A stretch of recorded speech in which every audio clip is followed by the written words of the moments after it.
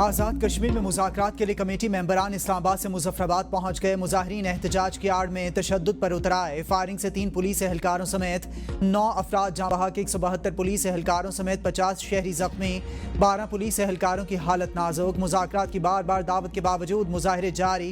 Police एहलकारों पर हमले, असलहा और दीगर सामान छीन लिया। जख्मी पुलिस एहलकारों का कहना है कि अवामी एक्शन कमेटी ने यरगमाल बनाकर वर्दियाँ फाड़ दी, पत्थर और डंडे मारे, फायरिंग भी की गई। हमने कहा पुरअमन एहतजाज करें, हमें कोई एतराज़ नहीं। मना करने के बावजूद मुजाहिरीन पहाड़ों पर चढ़ गए। पुलिस पर आंसू गैस फेंकी गई।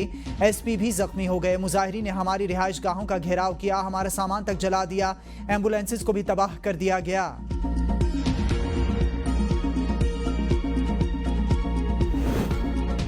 वज़ीर-ए-आज़म शहबाज शरीफ के आज़ाद कश्मीर की सूरत हाल का सख्त नोटिस, गहरी तशवीश का इजहार। वतन वापसी पर मुज़ाकरात के अमल की निगरानी का ऐलान कर दिया।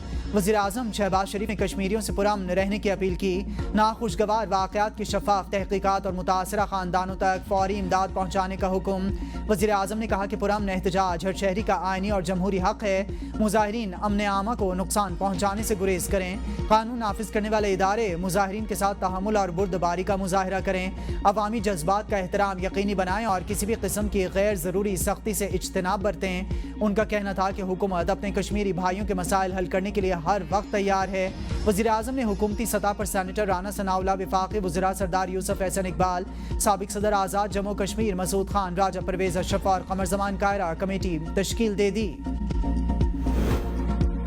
वज़ीर दिफा ख्वाजा आसिफ का कहना है कि आज़ाद कश्मीर में एहतजाज करने वाले मकबूजा कश्मीर की 3 नस्लों की जद्दोजहद पर गौर करें। एक्स पर पैगाम में वज़ीर दिफा ने कहा कि जो आपको मुयस्सर है इसका अशर अशीर का भी वो तसव्वुर नहीं कर सकते। वो कश्मीर की आज़ादी की तारीख अपने खून से लिख रहे हैं। इस जद्दोजहद में एक नस्ल जेलों में जवानी से बुढ़ापे में पहुँच गई, फांसी चढ़ गए, सीने पर गोलियाँ खाईं, पाकिस्तान से मोहब्बत की हर रोज़ कीमत अदा करते हैं। कश्मीर की जंगों में शहीद होने वाले फौजियों में पंजाबी, पख्तून, बलोच, सिंधी, गिलगिती और बल्ती शामिल हैं। पाकिस्तान ने अपना वजूद कश्मीर की आज़ादी के लिए दाव पे लगा दिया है और लगाएंगे। ये हमारे ईमान का जुज़्व है। जलाओ और घिराव की बातें करने वाले आपके दोस्त नहीं। अगर कोई मुल्क को आग लगाने या किसी की गिरबान से पकड़ने और घसीटने की तरगीब दे तो इसकी बातों पर ध्यान ना देना। वज़ीर आला मरियम नवाज की तलबा को नसीहत। लाहौर में पंजाब भर के पोजीशन होल्डर तलबा से खिताब में कहा कि जिस मुल्क में इतने ज़हीन बच्चे हों इसे कोई तरक्की से नहीं रोक सकता। किताब पेंसिल से गुजारा नहीं होता। होनहार तलबा को लैपटॉप्स भी दे रहे हैं। पंजाब में तबादले और तयनात या मेरिट पर की जाती हैं। किसी भी तयनाती से कबल मैं पैनल बुलाती हूँ। सियासी असर और रसूख से मिलने वाले तमाम ठेके मनसूख कर दिए। आज टेक्नोलॉजी का दौर है। पंजाब के तमाम शहरों को मुट्ठी की तरह जोड़ कर रखना चाहती हूँ। क्राइम के खात्मे के लिए CCD डिपार्टमेंट कायम किया। ग्लोबल स्मूथ फ्लोटेला गजा के करीब पहुंच गया। इजरायली अफवाज का धावा। कश्तियों पर सवार 500 से ज्यादा अफराद जेरे हिरासत। पाकिस्तान के साबिक सेनेटर मुश्ताक अहमद भी शामिल। तर्जमान फ्लोटेला का कहना है कि फ्लोटेला के शुरका पुरअमन हैं और इनका मकसद सिर्फ इंसानी बुनियादों पर इमदाद पहुंचाना है। इजरायली अफवाज की मुदाखलत ने इस मिशन को खतरे में डाल दिया। अक़वाम मुत्तहिदा का कहना है कि गजा फ्लोटेला मिशन कानूनी है। इसराइल को मुदाखलत का हक नहीं। एमनेस्टी इंटरनेशनल ने कहा कि अगर इसराइल ने फ्लोटेला के खिलाफ कोई कार्रवाई की तो वो सरासर गैर कानूनी होगी। वज़ीर-ए-आज़म शहबाज शरीफ की समूद फ्लोटेला पर बुज़दिलाना हमले की मज़म्मत। कहा कि इमदादी कारकुनों को गैर कानूनी तौर पर हिरासत में लिया गया, जिनका वाहिद जुर्म मजलूम फ़लस्तीनी आवाम के लिए इमदाद लेकर जाना है। ग्लोबल स्मूथ फ्लोटेला पर इजरायली हमलों के खिलाफ दुनिया भर में मुजाहरे। जर्मनी, इटली, बेल्जियम और यूनान में आवाम सड़कों पर निकल आए। तुर्की में भी हज़ारों अफराद का मुजाहरा। मुजाहरीन का कारकुनान की फौरी रिहाई और गजा में इमदाद के बिला ताअत्तुल तरसील का मुतालिबा।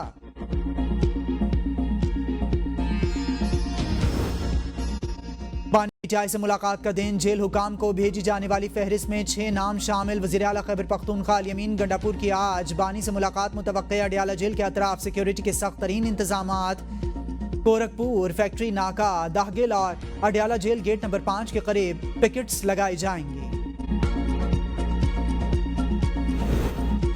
यूटिलिटी स्टोर्स मुलाजमीन का तनख्वाहों और पैकेज की अदम अदायगी पर एहतजाज। इस्लामाबाद में 832 मुलाजमीन ने दफातर बंद कर दिए। मुलाजमीन का मुतालिबात पूरे होने तक काम ना करने और एहतजाज जारी रखने का ऐलान।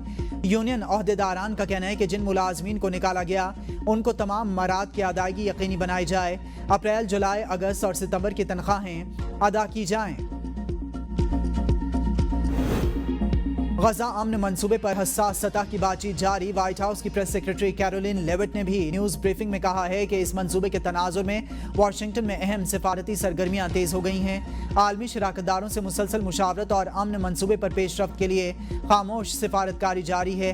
یہ ایک نہایت نازک معاملہ ہے، جلد بازی ممکن نہیں۔ غزہ سے متعلق فیصلے براہ راست عالمی امن اور خطے کے استحکام سے جڑے ہیں۔ حماس کے ساتھ مذاکراتی امکانات پر غور کیا جا رہا ہے۔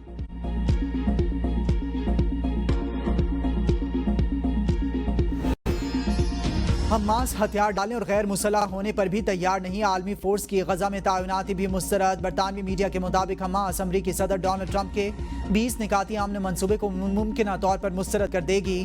یہ منصوبہ اسرائیل کے مفادات کا تحفظ اور فلسطینیوں کے مفادات کو نظر انداز کرتا ہے۔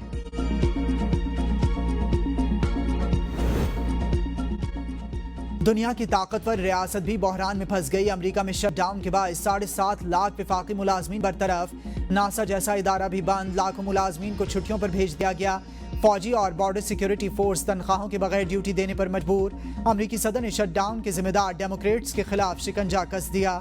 ڈیموکریٹک ریاستوں کے لیے $24 ارب کے فنڈز منجمد۔ نیو یارک میں ٹرانزٹ منصوبوں کے لیے $18 ارب کے فنڈز روک لیے گئے۔